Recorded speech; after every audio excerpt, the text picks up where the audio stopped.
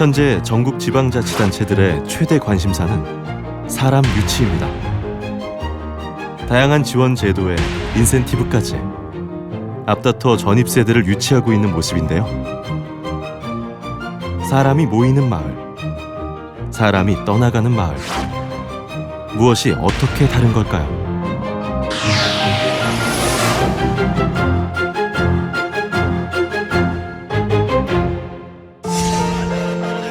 한 지역의 경제활동 가능 인구가 어느 정도 차지하고 있는가는 여러모로 시사하는 바가 큽니다. 경제활동이 가능한 주민들이 지역을 떠나게 되면 세수가 줄고 도시의 재정 자립도도 낮아지기 때문입니다. 저출산, 청년 유출, 고령화로 인해서 지역의 산업, 경제에 있어서의 활성화가 둔화된다고 할 수가 있습니다.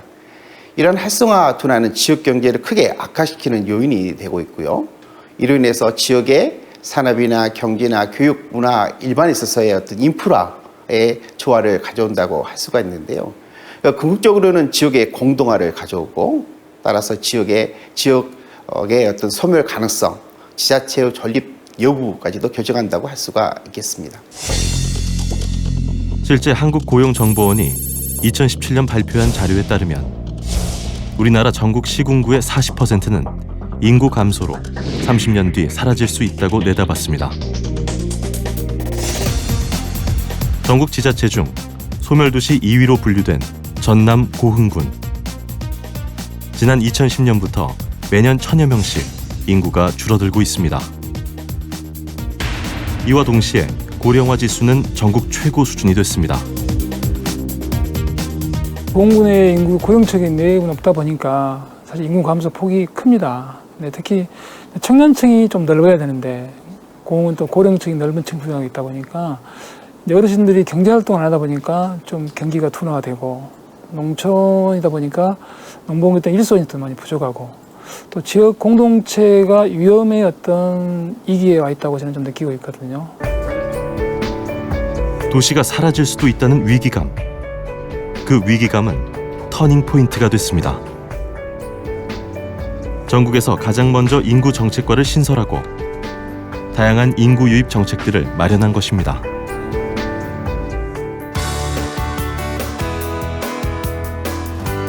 고흥은 사면이 바다로 둘러져 어족 자원이 풍부합니다. 이 점에 착안해 청년 인구를 유입할 수 있는 아이디어가 나왔습니다. 바로 청년 귀여인에게 바다 양식 공간을 5년간 무상으로 임대키로 한 것입니다. 부산에서 온 박지호 씨 역시 청년 양식 창업 프로그램으로 3년 전 고흥에 왔습니다. 원래는 이제 비슷하게 이제 배 관련해서 엔진을 판매하고 이제 수리하고 하는 서비스업 쪽에 종사를 했었어요. 그래가 한 10년 정도 일을 하다가 이제 완전히 기어 쪽에 좀 더 관심이 있다 보니까 기어를 하게 된 거죠. 지금은 저 같은 경우에는 지금 다시마 지금 채취하는 작업을 하고 있고요. 그 이외에는 제가 또 가리비 하는 게 있는데 가리비 지금 분망 작업을 하고 있습니다. 일반적으로 양식어업은 면허지가 한정돼 있습니다. 때문에 대부분 어촌계 조합원만이 양식어업을 할 수 있는데 청년 창업 양식 프로그램은 타 지역 청년들의 어촌 진입을 한시적으로 허용해 준 것입니다. 우선은 제가 또 도회지에서 왔던 부분도 있고 여기서 태생이 아니다 보니까 그런 부분에 점수 같은 것들이 아마 높았던 것 같아요. 그리고 또 의지가 좀 더 다른 분들에 비해서 면접할 때 의지를 좀 더 확고히 했고요. 물론 기존 어민들의 반대도 있었습니다. 개인당 어장 면적이 줄어들지 않을까 우려했기 때문입니다. 하지만 30년 후면 어업은 물론 군의 존립 자체가 어려워질 수도 있는 상황. 이 때문에 인구 유입 정책은 원주민들의 충분한 공감대가 필수입니다. 서로를 표현할 수 있는 장, 서로 다른 것들을 이해하고 그 다름을 말할 수 있는 장, 그런 장을 만드는 것, 그것이 정말 중요한 부분이고요. 그렇게 하기 위해서는 주민들만 그 기구를 만들어도 되는 것은 아니고 그 주민들이 잘 모일 수 있도록 행정적 뒷받침이 되어야 하는데요. 그런 부분들을 위해서 시스템적인 정책 지원들이 필요하다고 봅니다.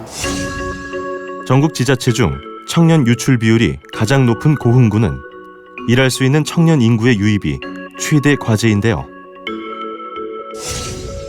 그렇다고 단편적인 접근 방법으로 공장부터 지울 수는 없는 일입니다. 지자체 수준에서는 인구 관련해서는 인구의 관점이 필요하다고 생각하거든요. 지자체의 모든 정책에 인구라는 하나의 관점을 포함시켜서 어떤 사업을 하든 간에 인구에 있어서 어떤 영향을 미치는지 여부를 판단하는 것이 장기적으로 중요한 과제라고 할 수가 있겠습니다. 나로 우주센터가 있는 고흥군은 우주 항공 산업의 기반 시설을 연계한 드론 산업에 주목하고 있습니다. 기존의 항공 산업 인프라를 활용한다면 드론 산업을 통한 청년 일자리 창출도 가능하다고 본 것입니다. 무인항공교육원은 드론을 활용해서 교육을 시켜주는 것입니다. 일종의 드론 촬영 전문가 자격증을 취득을 원하신 분들, 그다음에 드론 국가 자격증을 원하신 분들, 또 취업을 위한 드론 교육 지도자 자격증을 취득을 원하신 것입니다. 이런 것들을 원스톱으로 교육을 할 수 있는 곳입니다. 이에 고흥군은 드론 특화 지식산업센터의 건립과 함께 드론 규제 자유특구의 지정을 추진하고 있습니다. 그리고 이런 움직임에 교육계도 함께 발을 맞췄습니다. 고흥산업과학고등학교가 드론 산업과를 신설하고 지역 인재를 드론 전문 인력으로 키워내고자 한 것입니다. 좀 더 자유롭게 드론 산업이 만들어진다라는 소식이 있었습니다. 그와 맞물려서 우리 학교 운영위원회에서 드론과를 좀 만들었으면 좋겠다라는 의견과 함께 지역 산업하고 연계한 학과가 만들어진다면, 그리고 드론은 제4차 산업의 선두주자이기 때문에 우리가 앞서서 지역에 맞는 인재를 육성한다면 눈부신 발전을 같이 할 수 있겠다라는 생각에서 드론 산업과가 만들어졌습니다. 드론 기술자 중에서도 촬영과 방제 쪽으로 나가고 싶습니다. 방제를 고려하게 된 이유는 저희 부모님이 농부이신데 야근 치실 때마다 힘들어하시는 걸 보고 제가 그걸 많이 도와드리고 싶기 때문에 고려하게 되었고, 촬영은 저희 학교와 고흥구에 주최하는 드론 학생 기자단이라는 곳에서도 촬영을 많이 해보았고 편집도 적성이 맞아서 이쪽 길도 고려하게 되었습니다. 드론이라는 생소한 공부를 선택한 아이들. 훗날 이 아이들이 고흥을 떠나지 않고 이 지역에서 일할 수 있는 터전을 만들어가는 것. 지금 고흥은 이를 위한 도전 중입니다.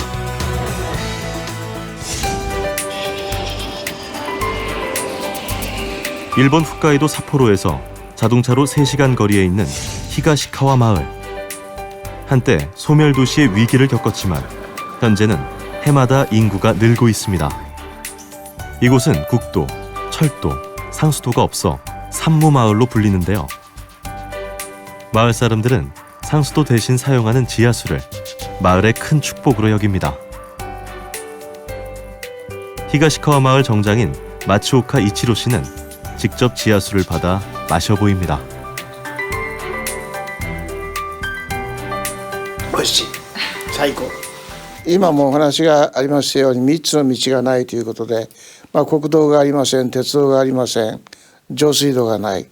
で、上水道がないのはなぜ上水道がないのかということで大変不思議に思われる方もいらっしゃるんですけれども、上水道がないということがもう自慢でしてね、大雪山に降った雪がこの地下浸透する、何年も何十年もかかって地下浸透したものを我々は地下から汲み上げて飲んでいるということで。 일본 최대의 자연공원인 다이세스산 국립공원입니다. 이곳 다이세스 산에 쌓인 눈이 녹아 긴 시간 땅속에 스며들어 내려오는 물. 이것이 히가시카와 마을 사람들의 식수원입니다. 미네랄이 풍부한 천연수로 알려져 인근 지역민들도 이곳에서 물을 길러갑니다. 旭川の市内、旭川市内から来ました。車で1時間、距離にして30キロから40キロぐらいかな。やっぱり水が美味しいのと、あと旭川っていうかこの一帯ね、水自体は水道の水もそんなに美味しくないわけじゃないんですよ。でもやっぱり天然水、で特に飲料水、飲む水はやっぱり少しでも美味しい方がいいでしょう。 히가시카와 마을에 있는 작은 식당입니다. 이곳을 꾸려가는 치바 카츠토시 씨는 약 1년 전 도쿄에서 히가시카와로 이주해 왔습니다. 一番は自然です。空気、空、山、水、はい、そのすべてが東川はとてもきれいな場所。 대도시에서 작은 시골 마을로 생활 터전을 바꿀 때 가장 큰 고민은 역시 자녀였다고 합니다. うちは高校生の子供が一人いるんですよね。でその子供が実際友達が周りにいなかったりとかそういう点ではちょっと不安はありました。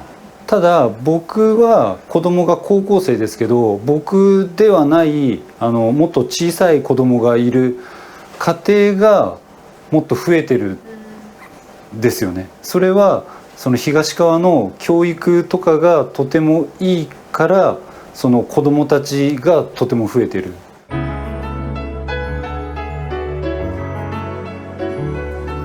아이와 함께하는 희망을 이 마을에서 찾았다는 치바 카츠토시 씨.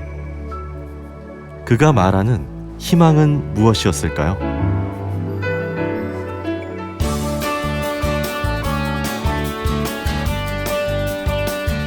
교육 환경이 좋다는 말에 히가시카와 초등학교를 찾았습니다. 보통 시골 학교는 학생 부족에 시달리지만 이곳 히가시카와 초등학교는 매년 60여 명의 아이들이 신입생으로 입학합니다. やはり町づくりがうまくいってるからだと思うんですよね。今お話あった通り、人口が減ってる町もあるんですけども、東川町は人口が少しずつ増えている北海道の中でも珍しい町だと思います。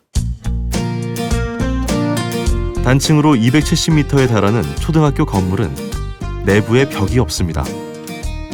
날씨나 계절에 상관없이 학교 안에서 마음껏 뛰어놀 수 있는 구조인 것입니다. 그런가 하면 이곳 초등학교에서는 고향 교육도 정기적으로 실시하는데요. 이런 초등학교의 교육 철학은 부모들에게도 큰 환영을 받고 있습니다.